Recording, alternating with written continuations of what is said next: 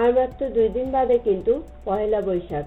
সবাইকে জানাই আমার বাংলা শুভ নববর্ষের অগ্রিম অনেক অনেক প্রীতি ও শুভেচ্ছা।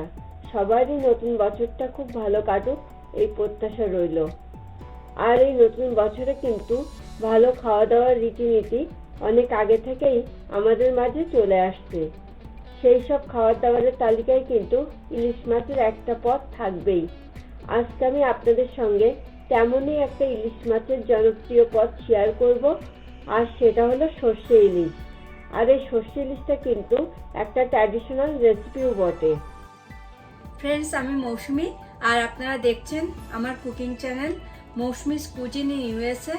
আশা করি আমার আজকের রেসিপিটা আপনারা লাইক করবেন। So please stay tune. সর্ষে ইলিশ রান্নার জন্য আমি এখানে রিং পিস করে কাটা 2 পিস ইলিশ মাছ নিয়েছি। এরপরে আমি এখানে অ্যাড করছি সামান্য পরিমাণ নুন, হলুদ ও কিছুটা কাঁচা সর্ষের তেল।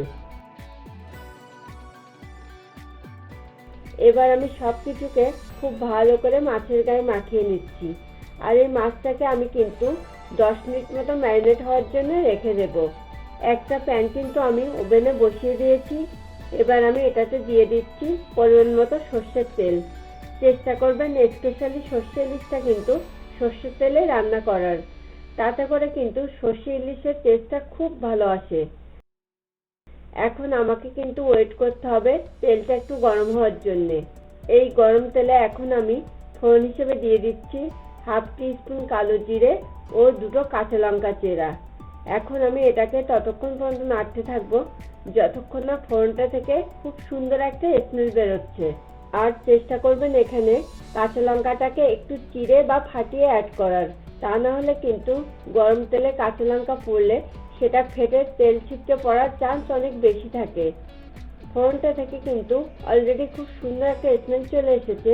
আর এই পর্যায়ে আমি এখানে একে একে অ্যাড করছি 1 টিস্পুন কালো সর্ষে পেস্ট, 1 টিস্পুন সাদা সর্ষে পেস্ট, 1/2 টিস্পুন হলুদ গুঁড়ো, স্বাদ মতো নুন ও সামান্য পরিমাণ জল। এখন আমি মশলাটাকে এমনভাবে কষিয়ে নেব যাতে মশলাগুলোর কাঁচা স্মেলটা চলে যায়।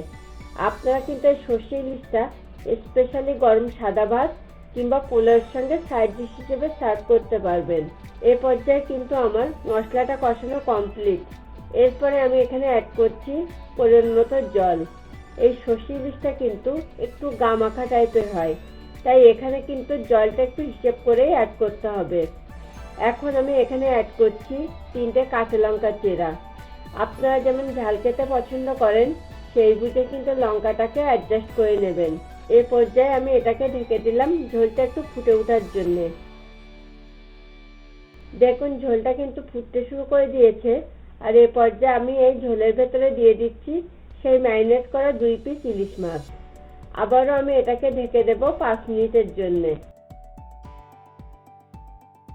মাঝে আমি মাছ দুটোকে উল্টিয়ে দেব যাতে সব পাশই পারফেক্টলি সেদ্ধ হয়। আমার আজকের এই রেসিপিটা আপনাদের ভালো লাগলে কিন্তু প্লিজ ভিডিওটাতে একটা লাইক এবং কমেন্ট করতে অবশ্যই ভুলবেন না। আর আপনারা কিন্তু চাইলে এই রান্নাটাতে একটু শুকনো লঙ্কার গুঁড়োও অ্যাড করতে পারেন, তবে সেটা কিন্তু একেবারেই অপশনাল। আবারও আমি এটাকে ঢেকে দেব বাকিটা হওয়ার জন্য। এ পর্যায়ে কিন্তু সর্ষে ইলিশটা আমার রান্না করা কমপ্লিট। এরপরে আমি এখানে অ্যাড করব 3টে কাঁচা লঙ্কা চেরা, ঝালের জন্য নয়, জাস্ট সুন্দর একটা স্মেলের জন্য। এবার আমি এখানে অ্যাড করছি কিছুটা কাঁচা সর্ষের তেল, তাতে করে কিন্তু সর্ষে ইলিশের টেস্টটাকে বহুগুণে বাড়িয়ে দেবে।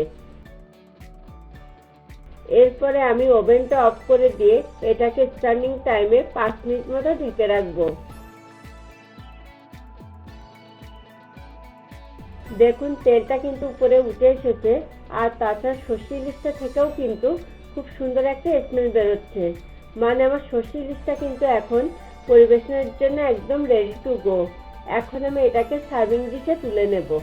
ফ্রেন্ডস, আপনারা যারা প্রথম আমার চ্যানেলটিকে ভিজিট করছেন প্লিজ আমার চ্যানেলটিকে সাবস্ক্রাইব করুন। আর ফিরে আসছি খুব তাড়াতাড়ি নতুন কোনো রেসিপি নিয়ে। Thanks for watching this video.